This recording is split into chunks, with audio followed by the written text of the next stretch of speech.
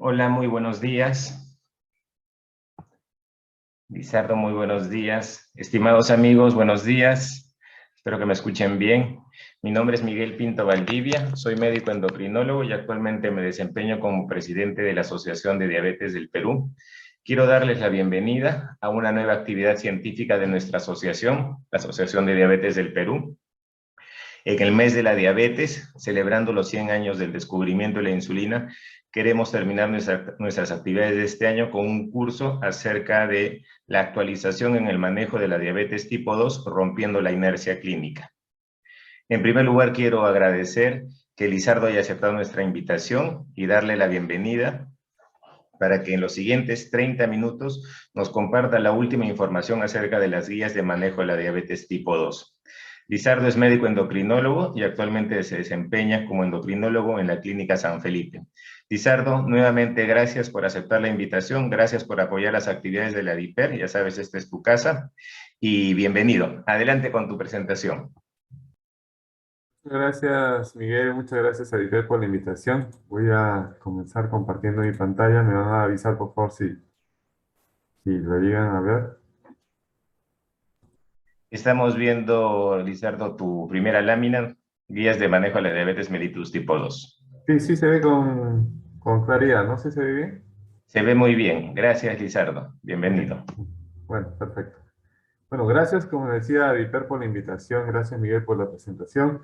Gracias a todos ustedes por estar conectados un sábado por la mañana. Es muy agradable ver que están todos ustedes muy interesados en lo que es romper la inercia terapéutica que tenemos en el caso de la diabetes tipo 2. Y rápidamente les voy a explicar tres guías, sobre todo de manejo de la diabetes, que son relativamente recientes y que quizás sean las que usualmente ustedes manejan en el día a día. Bueno, esta es mi declaración de conflicto de intereses. Y para comenzar, vamos a contextualizar qué está pasando en el caso de la diabetes. Fíjense que esta es una información que publicó la Federación Internacional de Diabetes hace un par de años, en el año 2019. Y ya entonces nos decía que habían 463 millones de personas y que para el año 2045, fíjense, se estimaba que iban a haber 700 millones de personas. Yo le decía hasta hace un par de semanas, porque hace un par de semanas, justamente con motivo del Día Mundial de la Diabetes, la Federación Internacional de Diabetes ha actualizado esta proyección y ya hemos sobrepasado, fíjense, para el año 2021 la barrera de los 500 millones. Actualmente son 537 millones de personas entre 20 y 79 años que tienen diabetes. Lamentablemente, así como ha subido el valor, también la proyección se ha incrementado. De lo que inicialmente se había pensado que para el año 2045 iban a ser 700 millones, ahora se estima que van a ser 784 millones. Y el incremento se va a dar justamente en las zonas donde hay más pobreza. Fíjense qué pasa en el caso de África, va a haber un incremento de 134%, en comparación a otras regiones como por ejemplo Europa, donde el incremento hacia el año 2045 solamente va a ser de 13%. Por lo tanto, una de las tareas que tenemos pendientes acá en Latinoamérica, que es el incremento va a ser de 50%, es trabajar para prevenir la diabetes, que sería lo primero. Ahora, como ustedes pueden ver, hay una buena cantidad de personas con diabetes, la mayoría son diabéticos tipo 2, y lamentablemente también a nivel mundial, la mayoría de los pacientes con diabetes no alcanzan una meta en cuanto al valor de hemoglobina glicosilada. Más de la mitad de los pacientes con diabetes tipo 2 en diferentes partes del mundo no consiguen una meta por debajo del 7%, y en esta revisión, por ejemplo, donde se incluye a Perú, un estudio publicado en el año 2016, se ve que en nuestra población eh, el 64% no conseguía un valor por debajo del 7% de hemoglobina glicosilada. Como van a ver en los diferentes temas que se van a abordar en el curso del día de hoy, hay diferentes factores para que esto se dé, pero nosotros como personal de salud tenemos que pensar y ver que ciertamente nosotros no tenemos que inventar la pólvora, básicamente tenemos que recordar las guías y aplicarlas. No hay una guía única que sea estándar, ojo, básicamente se debe evaluar cada guía que les voy a presentar, ¿ok? ver cuál se adapta mejor a su día a día y en lo posible, si quieren, tranquilamente pueden imprimir el fluxograma y tenerlo a la mano. Es más, como vamos a discutir más adelante, es importante que uno le explique claramente al paciente y se pueda apoyar incluso en un fluxograma para explicar al paciente por qué se está tomando una decisión terapéutica. De pronto, la guía que más utilizamos en nuestro medio es la guía de la Asociación Americana de Diabetes, y ha tenido en los últimos años como base este reporte de consenso que se dio justamente entre la Asociación Americana de Diabetes y la Asociación Europea para el Estudio de la Diabetes, publicado en el 2018. Y es muy, muy importante acá, y una de las cosas que me gustó mucho es que nos dice que tenemos que tener el cuidado centrado en el paciente. Y cuando hablamos de esto decimos que los objetivos de la atención básicamente son dos. Uno es prevenir las complicaciones, lo cual es muy importante, pero algo también muy importante es optimizar la calidad de vida del paciente. Y es algo que a veces hemos estado un poco dejando de lado. Asimismo, nos dan un ciclo para la decisión en cuanto al manejo glucémico de nuestros pacientes con diabetes tipo 2. Lo primero que tenemos que hacer, como indica acá, sería evaluar las características claves del paciente, ver cómo es su estilo de vida actual, cuáles son sus comorbilidades, en cuanto a sus características, ver la edad, por ejemplo, cuánto tiene hemoglobina glicosilada, cuánto está pesando nuestro paciente. Algo también muy importante que a veces también no hacemos por falta de tiempo es evaluar si este paciente está motivado para controlar su diabetes o si de repente ya presenta un cuadro de depresión, ya que esto podría ser un obstáculo para poder alcanzar finalmente la meta de control glicémico. Y otra cosa no menos importante es contextualizar al paciente desde el punto de vista cultural y socioeconómico. Una vez que hemos hecho esto, tenemos que también considerar los factores específicos que van a impactar en la elección del tratamiento. Y lo primero es individualizar el objetivo de hemoglobina glicosilada. Como ya hemos aprendido en los últimos años, no todos los pacientes con diabetes tipo 2 tienen que llegar a la misma meta. Es muy diferente un paciente que recién se diagnostica con diabetes tipo 2, que de pronto no tiene muchas comorbilidades en comparación a un adulto mayor que tiene muchos años con su diabetes y que ya tiene de repente otras comorbilidades. ¿Ok? Tenemos que ver también el impacto que pueda tener el tratamiento que nosotros vamos a elegir en cuanto al peso y a riesgo de hipoglicemia, ver otros efectos colaterales, ver el régimen que vamos a utilizar en el paciente. Tenemos que procurar que no sea muy complejo porque al final eso podría afectar lo que es la adherencia del tratamiento y ver también el acceso, el costo y la disponibilidad de los medicamentos. Otra cosa muy importante que tenemos que recordar es que tenemos que involucrar al paciente, educado obviamente e informado, así como a su familia o de pronto a sus cuidadores. Escuchar las preferencias que tenga el paciente y en forma conjunta, justamente, elegir y tomar las decisiones en cuanto a su terapia. Otra cosa muy importante siempre es procurar educar al paciente. Es esencial educar al paciente y darle un soporte para que él también pueda manejar su diabetes. Una vez que se llegó al acuerdo en cuanto al plan de manejo, tenemos que plantear metas que sean específicas, medibles, realizables y realistas. Y claro, también plantearnos un tiempo para poder llegar a estas metas. Tenemos que hacer un control a nuestro paciente y en aquellos que no alcanzan los objetivos deberíamos verlos por lo menos cada 3 meses. Ahora, el contacto frecuente inicial es deseable, sobre todo para el tema de la educación y el soporte para lo que es el automanejo. Y en cuanto al seguimiento, tenemos que ver cómo está el bienestar emocional del paciente, ver si está tolerando bien la medicación, no solamente estar monitorizando la glucosa, sino también ver cómo está el tema de la actividad física, controlar su peso, ver cómo está la presión arterial, no nos olvidemos de los lípidos también. Y finalmente, revisar y acordar siempre el plan de manejo de manera continua. Es decir, tenemos que llegar a mutuos acuerdos si es que necesitamos hacer un cambio y tenemos que evitar, como dice acá, claramente lo que es la inercia clínica para que finalmente no se den las complicaciones y, como decía, todo este contexto nos va a ayudar a que el paciente tenga una mejor calidad de vida. Hablemos ahora una de las 3 guías que les he traído a continuación. La primera, la guía de la Asociación Americana de Diabetes publicada en este año, nos dice que la terapia de primera línea sigue siendo el tratamiento con metformina. De la mano, ojo, y siempre muy importante recalcar al paciente, optimizar el estilo de vida. Y esto incluye bajar de peso y hacer actividad física. Algo que también está en el fluxograma del ADA es esta parte superior derecha. Y acá hace hincapié que tenemos que evitar la inercia clínica. Y para eso tenemos que estar reevaluando a nuestro paciente y modificar la terapia si fuera necesaria en forma regular. Y esto significa entre 3 hasta 6 meses. Otro dato muy importante que ya está también en este fluxograma y que ha cambiado ligeramente desde el año pasado es que nosotros tan pronto tengamos el diagnóstico de diabetes tipo 2, así como dice iniciar la terapia con enfermedad del estilo de vida, tenemos que evaluar a nuestro paciente desde el punto de vista de su riesgo cardiovascular. Si es que tiene alto riesgo cardiovascular o si tiene enfermedad cardiovascular o insuficiencia renal o insuficiencia cardíaca establecida, independiente del valor de hemoglobina glicosilada, nos da recomendaciones específicas para cada una de estas situaciones. En primer lugar, veamos qué pasa si es que nuestro paciente diabético, que ojo, recién se está diagnosticando, ya le hemos iniciado la terapia con metformina, tiene alto riesgo cardiovascular o ya tiene enfermedad cardiovascular establecida.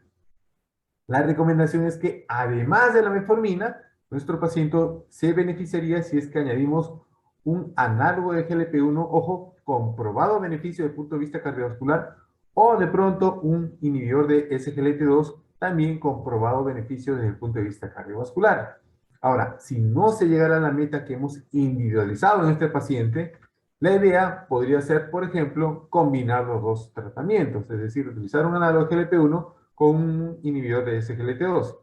Y si por alguna razón no se pudiera utilizar uno de estos, tenemos que de todas maneras intensificar la terapia. ¿Y cómo? Podría ser añadir una tiosolidindiona como la tiolitazona, un inhibidor de TPP4 si es que no está recibiendo un análogo de GLP-1, o también otra opción sería una insulina basal y como última opción sería añadir una sulfurea, ojo, teniendo cuidado del riesgo de hipoglicemia que podría tener nuestro paciente. Ahora, ¿por qué es importante la enfermedad cardiovascular? Porque es la principal causa de muerte entre los pacientes con diabetes tipo 2. En diferentes estudios, por ejemplo, que incluyó más de 700 pacientes en muchas partes del mundo, se les siguió casi 10 años y se vio que el 52%, o sea, más de la mitad de los pacientes con diabetes tipo 2 fallecían justamente por una enfermedad cardiovascular.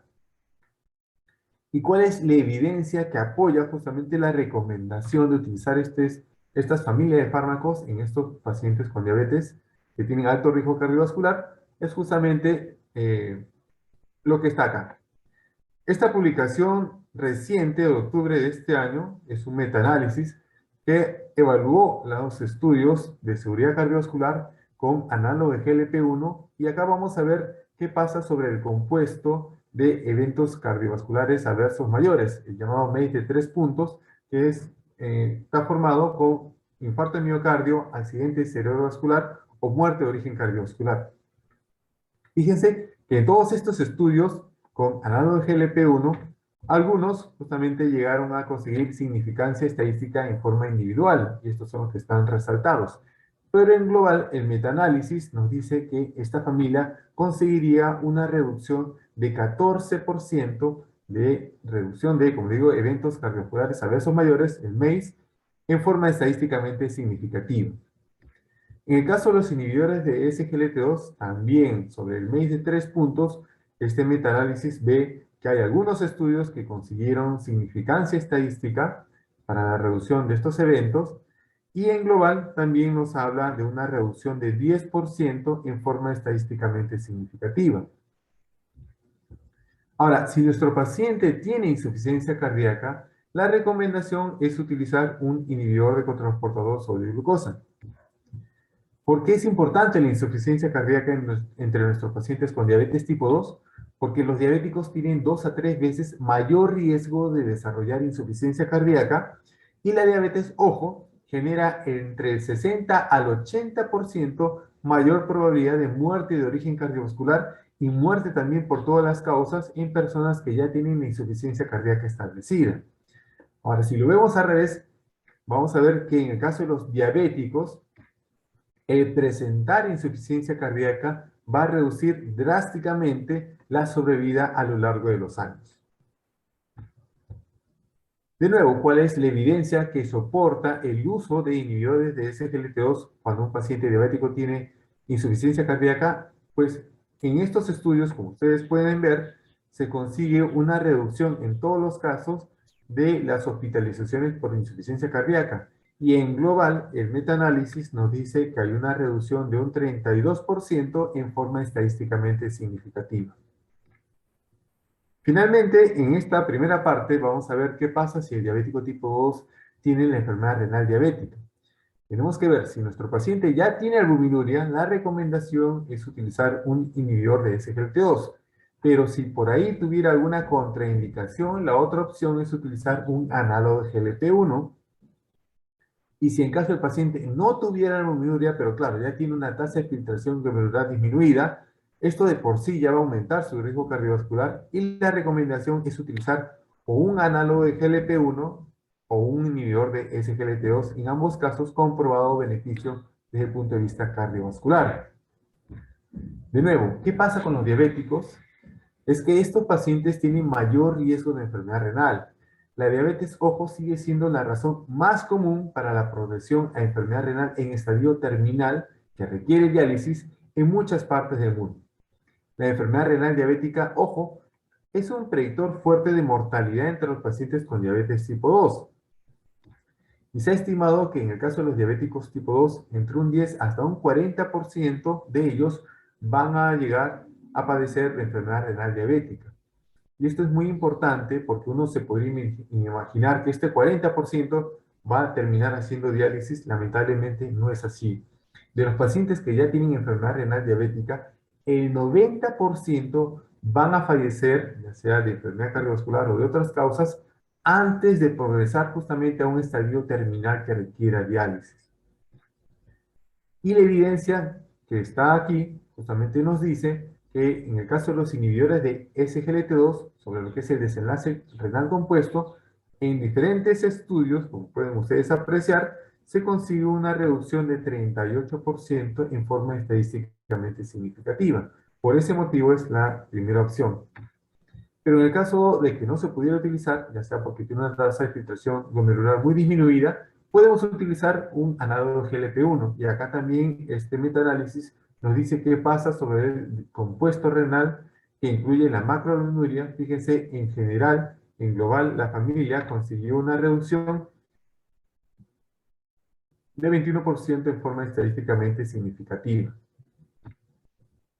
Ahora, si nuestro paciente de pronto no tiene alto riesgo cardiovascular o no tiene enfermedad cardiovascular establecida o insuficiencia renal o insuficiencia cardíaca, tenemos que evaluar qué tan lejos estamos de la meta de hemoglobina glicosilada que hemos planteado en este paciente. La misma guía nos dice, si estamos por encima de 1.5% entre el valor que tiene el paciente en este momento y la meta, podríamos utilizar una terapia combinada. ¿Ok? Y va a depender de las características del paciente para que nosotros decidamos qué medicación va a acompañar a la metformina. Asimismo, si no fuera este el caso, ¿ok? Y arrancamos con metformina, tenemos que evaluar al paciente en 3 meses. Si aún así no se ha llegado a la meta, tenemos que combinar. Ojo, a los 3 meses nada más ya podríamos estar utilizando terapia combinada si este paciente incluso no estuviera tan lejos como 1.5% de la meta de hemoglobina glicosilada. Si vemos que nuestro paciente tiene riesgo de hipoglicemia, entonces hay fármacos seguros que tienen bajo riesgo de hipoglicemia. Ahí están los inhibidores de TPP4, los agonistas receptor de GLP-1, los inhibidores de SGLT2 y las tiosolidindionas. Si aún así, añadiendo a la metformina alguno de estos fármacos, no llegáramos a la meta, podríamos combinarlos también entre ellos. Y si aún así, combinándolos entre ellos, vemos de que no se llega a la meta, ya podríamos considerar utilizar una sulfurea, pero ojo, de última generación, que tenga bajo riesgo de hipoglicemia, o en todo caso una insulina basal también que tenga bajo riesgo de hipoglicemia, como ya lo tenemos en la actualidad las insulinas basales análogas. Ahora, si nuestro paciente está con sobrepeso, está con obesidad, también en algunos casos se podría considerar también la cirugía bariátrica, pero de pronto, si no fuera ese el caso, podríamos conseguir bajar de peso a nuestro paciente utilizando, como dice la guía, un agonista receptor de GLP-1 que sea eficaz para la bajada de peso o un inhibidor de SGLT2 también que nos ayuda a reducir el peso. Si utilizando estos dos no se llegara a la meta hemoglobina glicosilada, de nuevo podríamos hacer una combinación de ambos.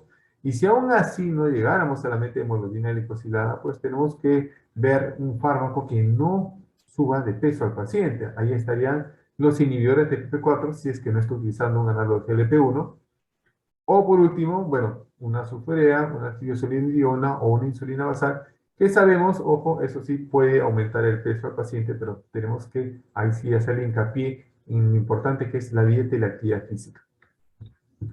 Finalmente, este fluxograma nos dice que si el costo es un problema importante, podríamos optar por añadir a la metformina una sulfurea o una tirosolidina. Y si aún así no se llegara a la meta, podríamos utilizar una combinación de ambos. Ahora, ojo, tenemos que recordar que también hay algunos pacientes que ya requieren terapia inyectable. ¿Qué nos dice esta misma guía? Primero que tenemos que seguir el fluxograma y esto incluye lo que es el refuerzo de las intervenciones conductuales. Hay pacientes que a veces no hacen bien la dieta, no hacen la actividad física y que están pues solamente esperando que uno le aumente la dosis del tratamiento o estén en terapia combinada y finalmente no están haciendo lo más importante, lo básico que hemos visto, que es el estilo de vida. ¿Ok? Ahora, si ya necesita justamente una terapia inyectable, la guía ADA nos dice que la primera opción sería considerar un análogo de GLP-1, porque se ha visto que son efectivos para reducir la hemoglobina glicosilada, que tienen bajo riesgo de polisemia y es más, nos ayudarían a reducir el peso del paciente. Pero, ojo, hay algunos pacientes donde inicialmente, en cuanto a la terapia inyectable, ya tendríamos que optar por una insulina basal. Y ahí tenemos a los pacientes que nos traen una glicosilada por encima de 10%, o pacientes que están amaneciendo con glucosa por encima de 300, o ya tiene síntomas de catabolismo, ¿no? El paciente está bajando de peso sin hacer dieta, sin hacer ejercicio, tiene poliuria, tiene polidipsia, o incluso estamos sospechando que podría ser una diabetes tipo 1 y no una diabetes tipo 2. Pues en ese caso tenemos que arrancar con insulina. Ahora, si es un paciente que ya está recibiendo un análogo de GLP-1 o tiene alguna contraindicación para utilizar un GLP-1 o el mismo paciente nos dice que prefiere la insulina, vamos a iniciar la terapia con insulina basal. ¿Y cómo lo vamos a hacer? Acá también nos dice que deberíamos utilizar una insulina basal análoga o la insulina NPH. La hora que se recomienda sería la hora de acostarse. ¿Y cuánto vamos a comenzar? Pues tendríamos que utilizar o 10 unidades al día o en todo caso estimar, en función del peso del paciente, entre 0.1, perdón, a 0.2 unidades kilo al día. Vamos a ir titulando con el objetivo de llegar a una meta de glucosa en ayunas entre 80 y 130. Cada 3 días podemos ir aumentando 2 unidades, ojo, para llegar a esta meta y eso sí, procurando no llegar a episodios de hipoglicemia. Ya que si tuviera un episodio de hipoglicemia que no tiene un motivo muy claro, lo que tocaría sería más bien bajar la dosis de insulina entre un 10 a 20%. Si vemos que la hemoglobina glicosilada, a pesar de que ya se inició la terapia basal con insulina, no se reduce, y esto, ojo, habiendo ya llegado de repente a un valor entre 80 y 130 en ayunas, vemos que la glicosilada sigue alta, o también vemos que ya está utilizando más de 0.5 unidades por kilo día, este paciente ya necesitaría intensificar la terapia. ¿Cómo lo vamos a hacer? Pues la recomendación sería utilizar una insulina prandial, es decir, una dosis en la comida más grande o en la comida que va a generar una mayor hiperglicemia postprandial. ¿Con cuánto vamos a iniciar? Podemos iniciar con 4 unidades al día o de repente el 10% de la dosis de insulina basal que está recibiendo el paciente. Y vamos a ir titulando entre 1 a 2 unidades o un 10 a 15%, 2 veces por semana, fijándonos siempre que el paciente ya esté llegando a la meta, pero teniendo cuidado de que no vaya a entrar a hipoglicemia. La segunda guía que les quiero presentar es la guía de la Asociación Americana de Endocrinologos Clínicos. La última publicación fue la del año pasado, 2020, y acá también, fíjense, tiene algunas diferencias. En primer lugar, las metas que ellos plantean son dos, de hemoglobina glicosilada. Menor igual de 6.5% para pacientes que no tienen comorbilidades serias o tienen bajo riesgo de polisemia, y más bien por encima de 6.5% si son pacientes que ya tienen comorbilidades serias o tienen riesgo de polisemia. Lo central, lo basal, lo que siempre tenemos que procurar es manejar el estilo de vida, ¿ok? y también recomienda un control continuo en cuanto a la glucosa. Si es posible, un monitoreo continuo de la glucosa sería mejor. Acá también hace hincapié que independiente del control glicémico, ojo, si es un paciente con alto riesgo cardiovascular o ya tiene enfermedad cardiovascular establecida y o enfermedad renal crónica, lo que se recomienda es un inhibidor de SGLT2 y o, también ponen ahí, un análogo de receptor de GLP-1. Bueno, acá a diferencia de la anterior, queda mucho más clara que dependiendo del valor de hemoglobina glicosilada, vamos a optar por monoterapia si es que tiene una glicosilada por debajo del 7.5%, por terapia doble o triple si es que tiene entre 7.5 y 9%, y también vamos a ver qué pasa si es que ya trae una glicosilada por encima del 9%. Bueno, si tiene menos del 7.5%, la primera opción, metformina, pero de nuevo acá nos dice, ¿no?, que independiente del control glicémico, así hincapié, si es un paciente que tiene alto riesgo cardiovascular o tiene enfermedad cardiovascular establecida o tiene enfermedad renal crónica en estadios 3 o tiene una insuficiencia cardíaca con una fracción de eyección reducida, lo que se recomienda es iniciar justamente un análogo de GLP-1 o un inhibidor de cotransportador sobre glucosa que tenga probada eficacia. Si tiene entre 7.5 y 9%, vamos a utilizar una terapia doble. La metformina sería de base, añadida, puede ser con un análogo GLP-1, un inhibidor de SGLT2, y fíjense que también acá ya nos va colocando otras opciones y nos pone algunas advertencias de algunas situaciones que podrían presentarse si es que escogemos estos fármacos de aquí. Ahora, si tenemos un paciente que nos trae una glicosilada por encima del 9%, y el paciente tiene síntomas, y estos son la polidipsia, la poliuria, la pérdida de peso, este paciente necesita insulina, sí o sí, ojo, ¿ya? Puede ir de la mano con otros agentes, como por ejemplo la metformina. Ahora, si el paciente tiene una glicosilada por encima de 9 y no tiene estos síntomas de descompensación, no tiene síntomas de insulinopenia, podemos utilizar una terapia doble o una terapia triple.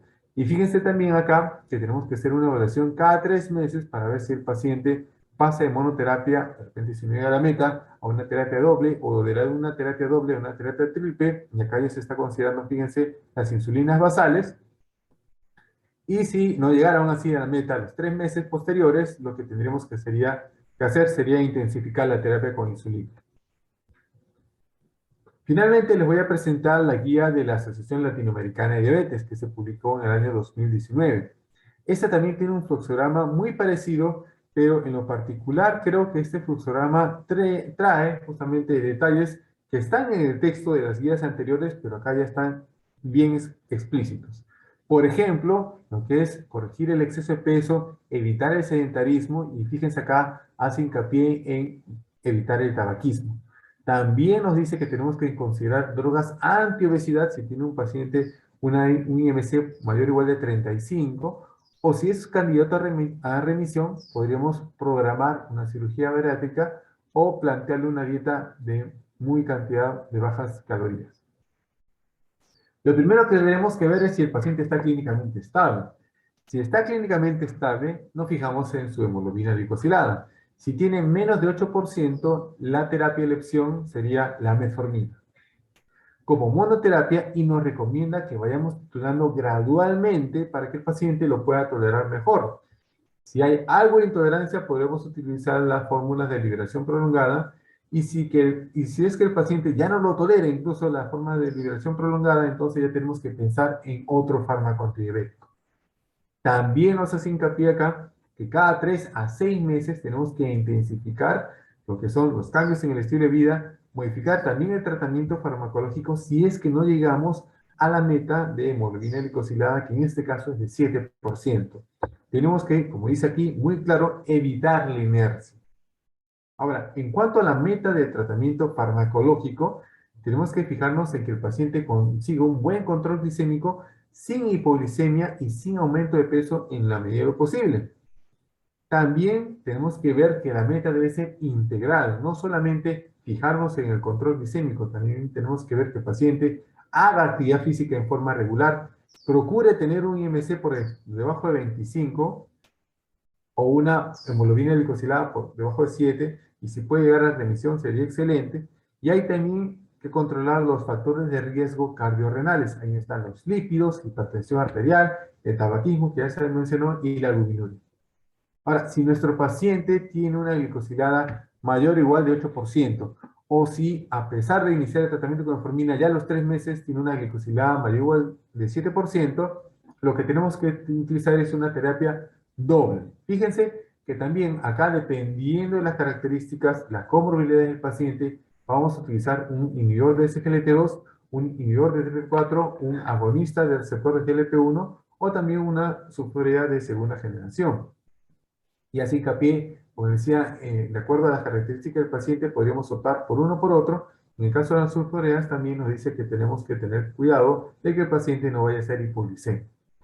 Ahora, si es un paciente que no está clínicamente estable, que ha tenido pérdida de peso, como dice acá, que ya está con cuerpos cetónicos en la orina, está muy sintomático o deshidratado, este paciente necesita sí o sí insulina basal. En algunos casos, como vemos en la práctica, esta podría ser temporal. Pero ojo, si es un paciente que tiene cetoacidosis o en un estado hipermolar, este paciente necesita estar hospitalizado. Y una vez que se estabilice, podríamos pensar, quizás, dependiendo del paciente, en pasarlo a una terapia combinada de antidiabéticos orales, de base siempre de la metformina. Ahora, ¿qué sucede si ya estamos con una terapia doble y no llegamos a la meta? Es decir, está con una glicosilada mayor o igual de 7%. Pues hay dos opciones. O le añades un tercer fármaco, un tercer antidiabético oral, y ojo, esto ya tendría que ser 3 meses después nada más, ojo. O tendríamos que ver, de repente, si está con dos antidiabéticos, utilizar una insulina basal. Y si tuviera ya la terapia triple, también con 3 antidiabéticos orales, podríamos también considerar añadir una insulina basal si no llegamos a la meta de 7%. Sobre todo esto lo recomienda cuando hay una pérdida de peso importante o el paciente está con una inestabilidad clínica. Y finalmente, si tenemos una glicosilada, a pesar de estar con una insulina basal y con antidiabéticos orales por encima del 7%, podríamos utilizar la combinación de una insulina basal con un análogo GLP-1 o también bolos de insulina rápida. Podemos concluir entonces que la atención de la diabetes tipo 2 requiere un abordaje temprano. No podemos estar esperando que pasen los meses, los años para recién decir, bueno, ahora sí toca aumentar la terapia o intensificar la terapia. Tenemos que centrar la terapia en el paciente y esta tiene que ser multifactorial. Que no solamente mejore lo que es el control glicémico, sino también los factores de riesgo que hacen el corto plazo, pero que esto también repercuta en la reducción de riesgo de complicaciones en el largo plazo. Tenemos que individualizar la terapia en función de las características y las comorbilidades de los pacientes.